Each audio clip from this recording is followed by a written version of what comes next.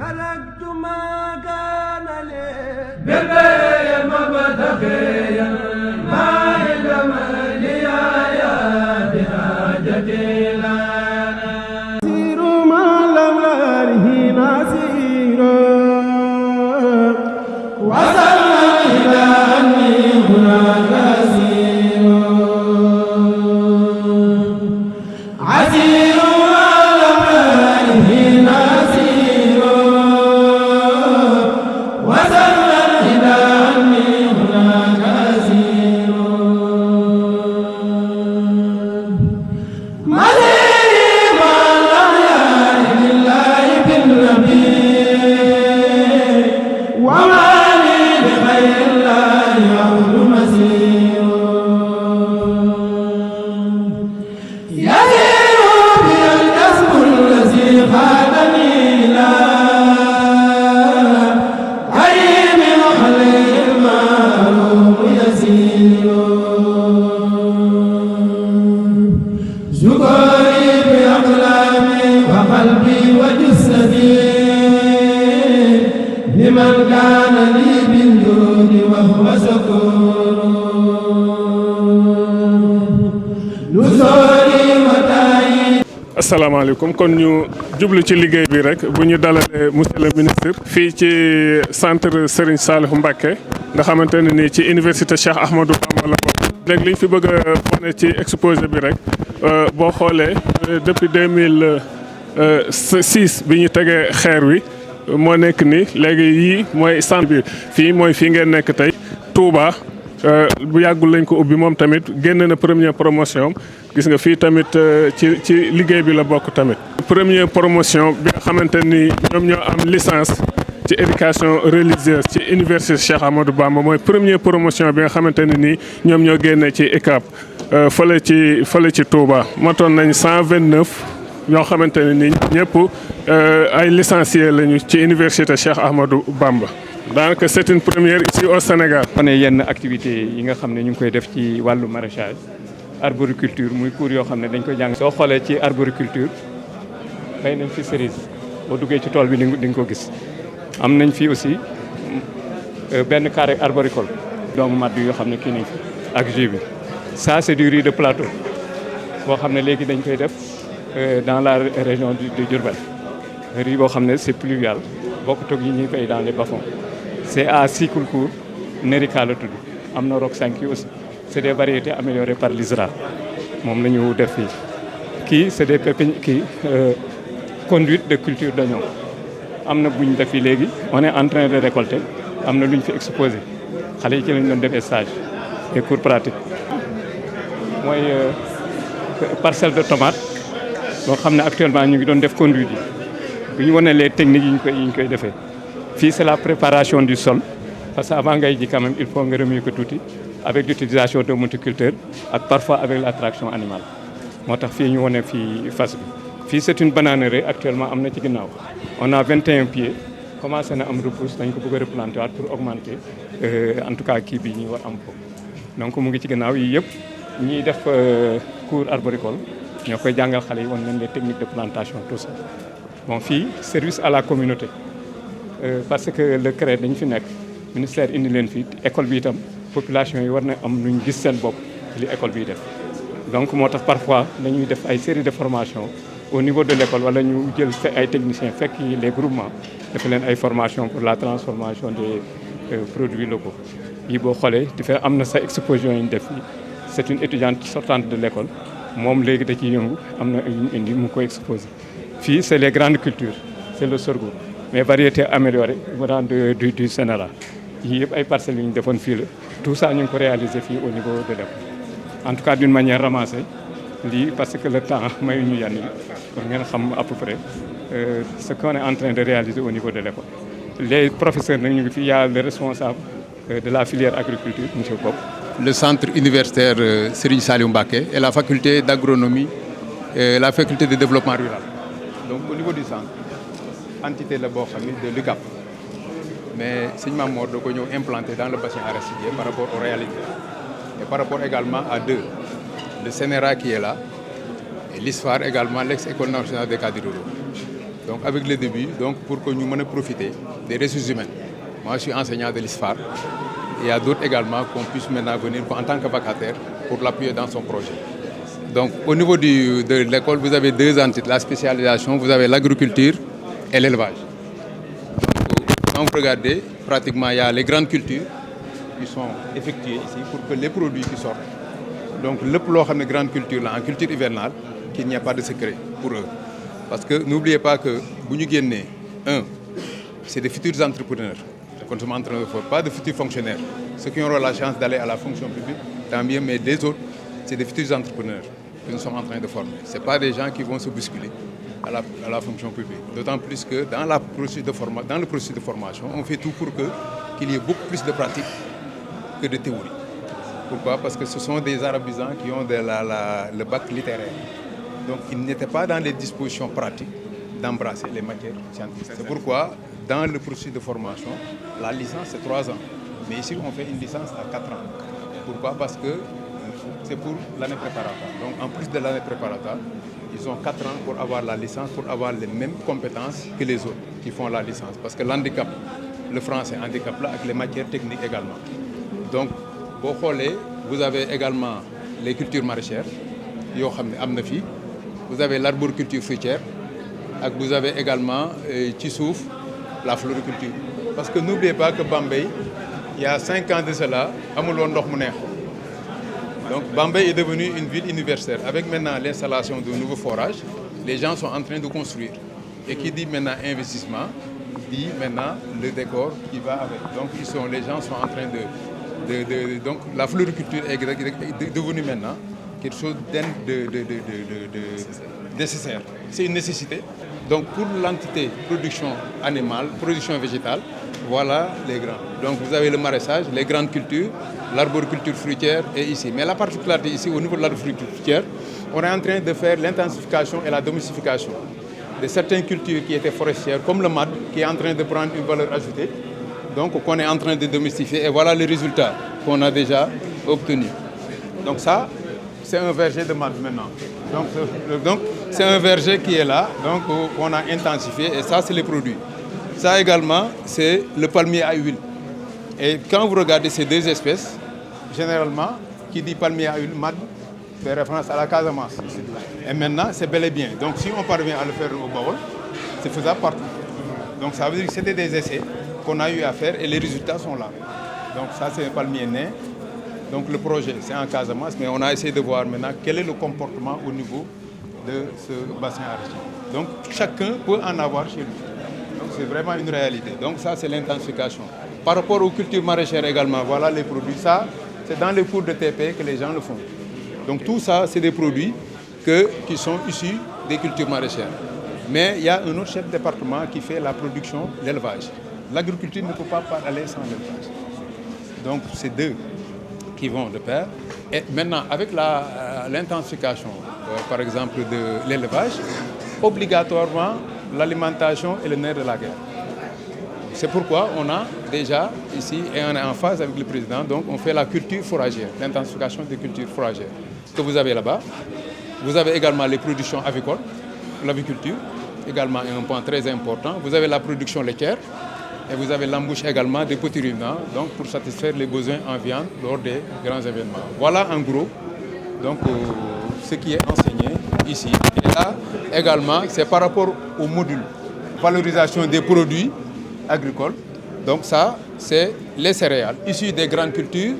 Ça également, le bissap issu des grandes cultures. Vous avez également le mad qui est là, issu de l'arboriculture. Donc on fait la transformation, donc on est inscrit dans les chaînes de valeur. Parce que ça, c'est un homme, Neymane Sok, elle s'appelle. Elle sort, donc elle est du Sérail, elle a été formée ici, et elle a eu sa licence ici. Et donc c'est elle qui a produit, mais tout ce que vous voyez ici. Donc c'est dire que donc, l'Université Cheikh Ahmadou Bamba produit des techniciens agricoles. Ça, c'est un produit, c'est vraiment une preuve patente que nos étudiants sortent ici absolument, mais très férus en matière de transformation agricole. Et dans toutes les disciplines d'ailleurs qui sont enseignées ici. Al-Azhar la mos a jàngee Al-Azhar bu Ndoyeen laa dale dem bu Touba génn excellence bu Serigne Mbacké Bousso bi ma amee bac tamit fii lañ ma orienté ci UCAB bu Bambey ma ñëw fii góorgóorlu xam ne affaire yi moom gëm-gëm la rek ñëw jàng def li ma war a def après bi ma génnee tamit amoon naa chance nekk si benn tool di liggéey mais dama toog ba mu yàgg ma ne comme ñun lu ëpp ci li ñu lekk dañ koy importer moo xam céréales yi la ba ci boisson yi yu si ëpp dañuy importer concentré ñun mise en bouteille rek la ñuy def te lii nga xam ne yàlla jox nañu ko mu nekk lu am valeur am ay vitamines am ay effets médicinaux pourquoi pas ñu valoriser ko ci laay décidé ne damay teg sama entreprise agroalimentaire boo xamante ni day transformer les céréales transformer les grandes cultures là comme def ay céréales loolu noonu sànq kii araw la mën na def fondé yooyu. ingénieur la tey ingénieur la boo ko xoolee moom moo nekk nii ci kaw minbar bi ingénieur imam entreprise bi mu jiite lu fa waay laaj ci wàllu feqam ak ci wàllu diineem ci moom ngay dellu siwaat te moom ingénieur la ndax loolu moo nekkoon gis nga lii Nouakchott la ñu ko liggéey gis nga ñu ci bari fii nii ci ECAP bi la ñu génnee mooy tapis roulante bi nekk Nouakchott soo demee bi nekk AIBD fii ñoom ñoo ko liggéey groupe bi nekk Ouganda ñoo ko liggéey bi nekk Côte d'Ivoire tamit ñoom ñoo ko liggéey ak bu Nouakchott bi lii lépp gis nga ñoom ñoo ngi nii ñii ñëpp fi mu ne ay xale lañ yoo xamante ni génn nañ gis nga kii ci la fi la génne gis nga nekk agent ONU ñoom ñoo ko recruté muy liggéey ci ñoom ñëpp bagu arabe lañ am te ñii ñu bare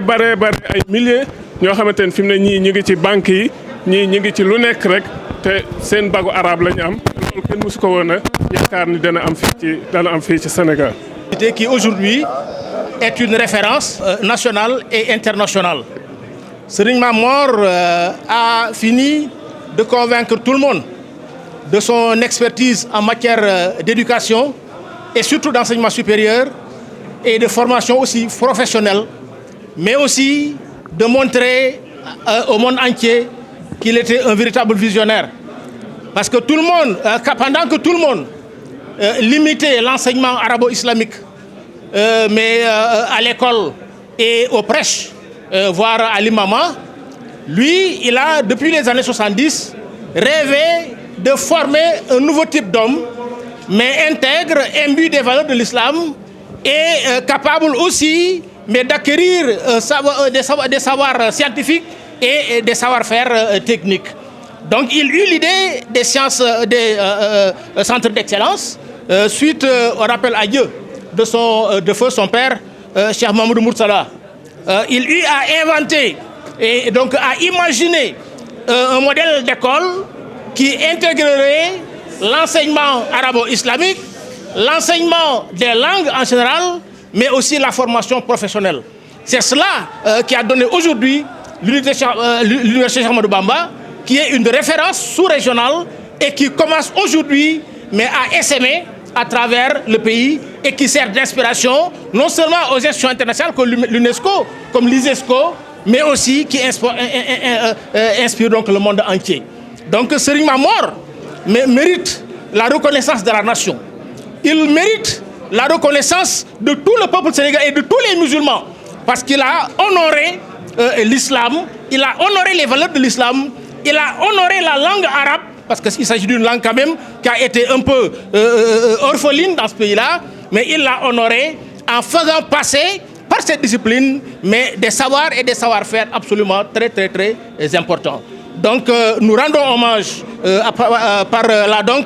à cet homme illustre, à cet homme d'exception, à cet universitaire, à cet homme de science, à ce philosophe, parce que beaucoup ne savent pas que Serigne Mamor n'est pas seulement un manager, c'est aussi quelqu'un mais qui a fait des études poussées, c'est quelqu'un qui écrit et qui déjà a publié plusieurs ouvrages, mais de toute nature. Donc, hommage à cet homme illustre, qui aujourd'hui est une fierté pour tous les mourides, pour toute la famille de Cheikh Ahmadou Bamba. Je n'aimerais pas être très long, je vais m'arrêter là pour le moment. maam dafa ubbeeku ak yeneen université gis nga ñii ñooy première licencié yi nga xamante ni ñoom ñoo nekk fële mais université bi tamit dafa ubbeeku gis nga lii boo xoolee signature convent la ak UGB kon loolu tamit day gën a yokku liggéey bi tamit fii tamit signature convent la ak waa UCAB ak UGB ba tey boo ñëwaatee fii ba tamit signature contrat la ak waa IAM mi ngi noonu kon lii lépp tamit ci liggéey bi la centre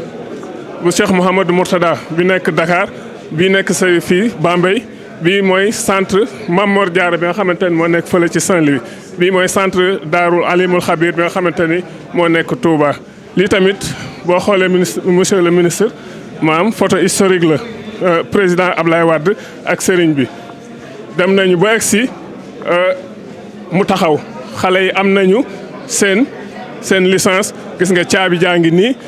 mu di ko jox sëñ Muntaxa moom moo ko ubbi si woon gis nga bi ñuy teg xeer bi sëriñ Baara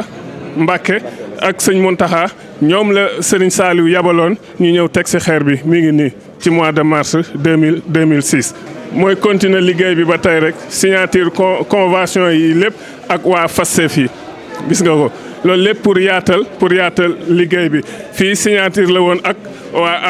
waa Sonatel fondation bu Sonatel ñoom tamit ñu jàpp ci liggéey bi bu baax a baax surtout réflexion bi nga xamante ni moo amoon fële ci Dakar mi ngi nii fii centre bu ci nekk rek ak composante yëpp moom lañ fi def ba nga xamante ne ni ñeenti centre yëpp leer na li fi nekk lépp tamit leer na ci liggéey bi liggéey bu yaatu boo xamante ne nii fii tamit ci liggéey bi la bokk ndax waajuram wu tedd wa sëñ Mouhamadou Mourtada moo ko sosoon ba ñu egsi fii soo xoolee centre yi nekk fii ci Al Azhar bi nga xamante ne mooy école arabe yi toll nañ ci 11 centre fukki centre ak benn ci ñi nga xamante ni ñoo nekk ci Al Azhar ci primaire bi ak secondaire ak kii bi yëpp toll nañ ci 90 950 élèves 90 950 élèves école Al Azhar yi nga xamante ne mooy école primaire yi ak yooyu toll nañ ci 425 écoles 425 te yokku na sax ndax li statistique 2017 2018 la woon ñi nga xamante ne ñoo ci nekk ci ay jàngalekat mat nañu 1560 jàngalekat. aussi tamit bokk na ci li nga xamante ne nii dafay yokk ci liggéey bi kenn mënta dem te amul groupe communication ICAP. tey boo waxuma sax Touba rek mais Bawol yëpp daaw rek bi ñu defee sondage groupe bi moom moo jël premier ci rajo yi fi nekk yëpp moom mooy jël premier di liggéey bu am solo ci chaque jour guddi ak bëccëg saa yoo ko jàppee ñu ngi lay xamal sa diine ñu ngi lay jàngal ñu ngi lay lépp loo xamante nit dina ko soxla rek maanaam ñu ngi ci di ñaan rek xanaa ñu gën a yokk fréquence bi buñ ko mënee am Thiès baax na buñ ko mënee am Saint-Louis baax na buñ ko mënee am Kaolack baax na suñ ko mënee am ba Dakar sax baax na ngir liggéey la boo xamante ne université mënta dem tamit te àndut ak communication bëgg nañ daal mu gën a yaatu ndax li muy liggéey ci Sénégal wax dëgg yàlla lu am solo mu ngi nii ICAP TV ICAP FM ICAP web ak ICAP quotidien loolu lépp ci projet yi loo xamante ne ni ñu ngi ñaan sunu borom sëriñ bi yeggale lépp te fekk ko ak jàmm su ko defee loolu mooy li nga xamante ni ci groupe communication bi ñoom ñoo lay liggéey bu am solo la ñuy def fi mu ne ci biir réew mi.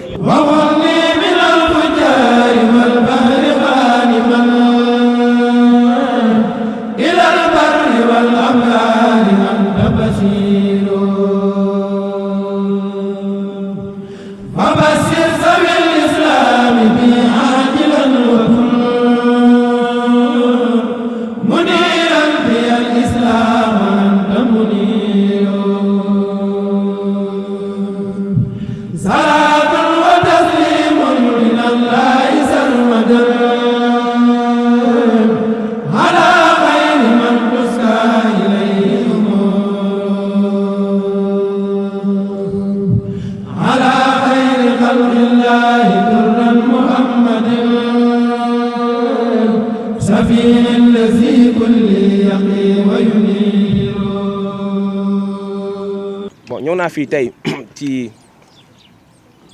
université Cheikh Ahmadou Bamba di ICAP fekk fi nag njiitum ICAP suñu kilifa sëñ Mame Mor Mbacke Mourtada lu liggéey lu bare ci wàllum éducation te loo xamante ne tey ji kenn lam-lamlewu ko moo tax tey bu fekkee dañoo def di caravane nationale Sénégal Connect di waajal semaine bu am solo bi nga xamante ne xarala yu bees yi lañu gën a bëgg a won xale yi étudiants yi ñu xam ko ñu xam xarala yu bees yi dafa am solo trop ci seen jàng parce que moo tax ñëw fii ci ICAP Bambey fi nga xam ne spécialisation bi fii agriculture la ñu bëri nañ jaaxle nag naan ministre numérique lan lay wut ci biir agriculture mais yoo da xam ne mooy tey jii boo bëggee tey am mbéy mu baax mbéy mu rentable mbéy mu yomb d'ailleurs mbéy mu yomb mooy nga boole ci xarala yu bees yi parce que nekkatuñu fa domaine bi nga xamante ne booy béy da nga ñëw rek jiw say béy sànni say engrais dem sa yoon loolu xeewi na tey jii ak numérique bi ak digital bi am nga possibilité di xam suuf si nu mu mel xam kañ lay taw xam climat bi ban situation lay joxe si ay weer ak ay weer donc di nga xam vraiment environnement bi nga nekk ci at mi ci ñaari at yi ci juróomi at yi ci fukki at yi donc sa agriculture bi dafa lay jàppale bu baax ci élevage aussi même chose donc dafa nekk xarala yu bees yoo xamante ne fa lañ jëm moo tax ñu bëgg aussi xale étudiants yi jàngee fii dès à présent ñu même ñu jàng agriculture ñu commencé aussi dugal xarala yu bees yi ci seen njàng léegi nag pour wan leen solution yu bees yi wan leen li xew ci àdduna fa àdduna bi toll ci wàllum innovation ma ñëw fii pour inviter leen invité ndaw yi yu nekk université Cheikh Ahmadou Bamba yóbbu leen Dakar ci le 16 mai incha allah ñu fekkee bés bu rëy boobu comme ñu am ay entreprises yu rëy yu bëri yu ñëw yu jógee bitim réew ñëw indi ay solutions yu bees ay innovation dans tous les domaines dans le domaine technique dans le domaine de l'agriculture dans le domaine de l'éducation domaine bi yëpp dinañ indi ay innovation yu bees te bëgg naa xale yi aussi xool loolu gis loolu parce que loolu mooy seen jamono tey te baax na dès à présent même ku def première année sax mu teel a dugg ci yooyu orienté jàngam surtout ci loolu dafa am solo trop pour que xale yi mën a xam ne effectivement ñu xam ne effectivement numérique boobu moom mooy avenir bi donc maa ngi ñaan sëñ bi nag mu gën a ñaax xale yi ñu gën a bàyyi xel ci digital bi gën a bàyyi xel ci numérique bi parce que moom mooy la avenir réew tey ji parce que ku yeewu rek da ngay connecté wu tey ñëpp connecté wu tey ji donc ay xarala yu bees yoo xamante ne xale yi war nañ leen ci gën a pousse ñu gën bàyyi seen xel lépp ak domaine bu ñu mënti nekk ñu organiser leen bu baax a baax moo tax maa ngi di invité solennellement au ministère jàppale xale yi étudiants yi ñoo assister foofu jël leen en charge jàppale leen ci ñu bokk bu baax ci programme boobu incha allah te xale yéen moom kenn mu leen bettee gannaaw ci programme bu toll noonu. waaw di rafetlu rek organe de presse bi muy UCAB TV dafa war a nekk effectivement comme ni nga ko waxee léegi un média universitaire parce que loolu moo gën a méngoog ak tur bi moo gën a méngoog aussi lu muy def. du rajo rek ak télévision rek ci YouTube dafa nekk loo xamante ne dafa am solo trop ci wàllum njàngale ak éducation bi groupe bi université Cheikh Ahmadou Bamba di def donc loolu tamit jot nañ demande yi fan yi nañu xool ci au niveau de l'université au niveau du ministère mesures yi ñu war a mën a jël yëpp pour effectivement transformer rajo boobu nekk une rajo un média en tout cas universitaire comme ni ko waa UGB amee ak ni ko waa université Dakar aussi amee parce que loolu mooy objectif groupe de média bi parce que dafa arrimé wu ci université Cheikh Ahmadou Bamba donc loolu moom mun naa ne daanaka lu sotti la ba pare voilà di leen encouragé bu baax ci liggéey bi di xool aussi mbirum TNT bi aussi naka la ñuy intégrer aussi cette rajo cette télévision dans la TNT parce que mi liggéey dafa am solo surtout pour formation ak éducation xale yi ak ndaw yi donc nañ ci góorgóorlu baax xool effectivement naka lañ ko mën a organiser ba mën a am accès ci TNT bi. di la dalal di am mbégte tamit ci visite bi xëy na sax xam li ngay liggéeyee moo tax biñ nu ko waxee rek ma ne naa ñëw gàttandu leen lu ëpp ci wax ji sax daanaka ñi doon présenté ak yow wax ngeen ko mooy université Cheikh Ahmadou Bamba ñu bari sax li ma wax léegi woon nekk ñun dañoo gën a taamu informé wante du publicité ndax fi ñu toll bari nañ ñoo xam ne ku fi ñëw rek waaye lii lañ bëgg boo ñëwee rek gisal sa bopp bu boobaa kenn du la expliquer du jar commentaire yu bari dafay gën a wóor nag publicité ndax mën ngaa publicité mu romb kenn wax wala am na wala amul moo tax depuis ku ñu wax ne université bi depuis 2006 lañ ko tabax loolu tamit junj nañ ci tuuti mooy Al Azhar mi ngi tàmbale woon 1974 sëñ Murtada def ko ñu amoon jafe-jafe lool ci diplôme yi tàmbale ci certificat ba ñuy wax BFM brevet lañ doon wax wala baccalauréat niñ ko waxee ci waxtaan wi léegi tamit nekkoon ay difficultés yoo xam ne bu xale yi am bac dañ leen di yóbbu ci ni ko daal la waxee ci sànq dañ leen di yóbbu ci yenn pays ñun sax dafa am pays yuñ tàmm woon lu mel ne Égypte wala Maroc parce que ñoo gën a dëppoo ak ñoom tuuti ci wàllu sunu kii du woon rek fu neen la ñuy yóbbu sunu ay étudiants mais nag étudiant boo xam ne joxuloo ko bourse bu génnee fu mu gën a gis mu yomb wala ñu yóbbu ko fa rek léegi nag loolu amoon nañ ci ay jafe-jafe parce que léeg-léeg nga gis koo xam ne yow yaa ko jàngal li nga ko jàngal xam nga ko bu baax lépp diine la lépp ay valeur la mu génn ñu jël ko jox ko bourse bu ba mu bëgg yóbbu ko ci yeneen université daanaka lawe cerveau bu dikkee fii sax ñu ngi jaaxal koo xam ne yaa ko jàngal mu ñëw gis ko ci beneen anam koo xam ne sax mooy li xewoon rek ay radicalisme ay affaire yooyu loolu moo tax man 2006 bi sëñ Mourtada demee ma ne il faut ñu créer une université benn fi jamono bi toll technologie bi comme danaa ci dellusi ci monsieur le ministre li mu wax ñaareel bi xale yi gën nañu am intelligence ci lu bari te liñ ñu doon defloo diine la diine ñëpp sax war nañ ko jàng parce que diine la nit ki lu mu gëm war na caa xam lu mu jëriñoo kon ñi nga xam ne dañu jàqlu dañoo boo demee ci pays arabe yi lu ci bare duñ la sax nangoo orienté ci technique wala science dañ lay forcer nga def théologie bu ngeen ñëwee amul leen benn spécialiste du leen mën a kii loolu moo tax ñu ne leen il faut ñu may leen chance créer université bañ ko créer tamit niñ ko tudd ñu léegi ci centre d'excellence lañ ko tàmbalee muy tàmbalee BTS ubbi benn Dakar mooy ba nekk Dakar léegi mënuñu woon am diplôme bi parce que diplôme it mënoo ne état indi ko rek damaa bëgg nga signer ma diplôme moo tax ñu ngi ci sant président bu baax parce que sonnoon nañ ci diplôme loolu nag moo tax bi ñu créé université bi 2006 après ñu commencé centre d'excellence loolu nan la ñuy def ba état mën a xam lan lañ bëgg état doo dem ne ko rek tàllal dëgg la état dana xëy na mën naa may la xaalis wala yaa xam waaye nag bu dee dëgg nag luy doxal akum jàng gi fi moom du ci maslaa moom waaw kooku moom xam nañ ci dara xam nañ ñëpp nag waaye mosuñu noo jey ci dara sëñ bi yaa ngi sol sa ay gramme bu lii nga bëgg non duñ te ñun sax duñ doxee noonu mais loolu biñ ko expliqué ñu commencé def centre d'excellence jël ñi amoon baccalauréat ñi demoon terminal ba pare am note yu baax ci lu jëm ci matière scientifique sciences yi ñu sélectionné leen muy 22 personnes ñu wóbbu leen di leen former loolu lañ njëkkoon a tuddi centre d'excellence waaw biñ ko defee noonu ba yàlla def ñu jàngal leen ñaari at ñaan état bi tamit ñu ngi koy sant parce que BTS 2 ans la ñun ñoo ko ñaanoon 3 ans ba léegi licence bi itam ni ngeen ko junjee léegi licence ci Sénégal elle am de 3 ans la ñoo ko ñaan 4 ans te pourtant 4 ans yi dañ ciy joxe bourse te loolu lépp da ngay dem waxal état rek parce que état loo koy waxit da nga ko fekk mu xam ne lii lu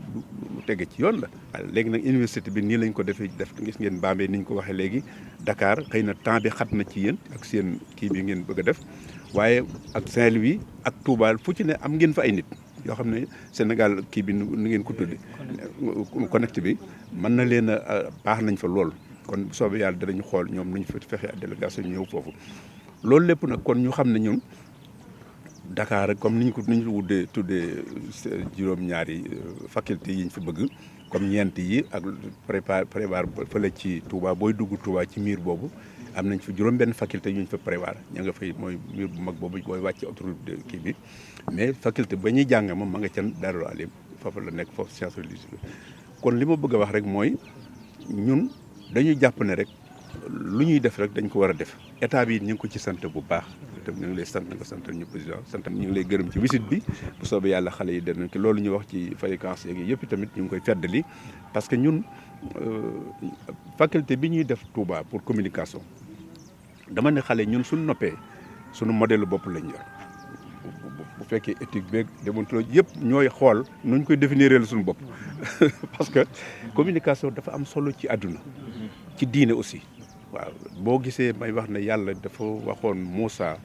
bi mu mënul wax mu ne ko may ma Aaroona mu nga def ko yonent parce que mënu maa wax moo di may waxal mais daf ko may kon communication dafa baax dafa bokk mais nag ak definam waaw loolu nag fokkul defin lu mu mën di doon nag dafay diine daf ci am solo waaw ndaxte diine du julli ak kooku d'accord yàlla moo la koy def pour nga symboliser ko diine bi mais diine comportement la waaw loolu moo tax ñu lépp loo xam ne dañ ko ciy def rek ñu ngi ko def ci cadre boobu fexe ba suñu ndaw yi tamit nag bala ma seedeel la ko ak suñu professeurs yi gis nga fi ñuy ñëpp borom mi ay cadre lañ ci xam-xam waaye koo fi gis da ngay defe ne boo yoroon sax looy joxe mën nga ko jox te ñun noonu lañ bëggee nit parce que dama ne xam-xam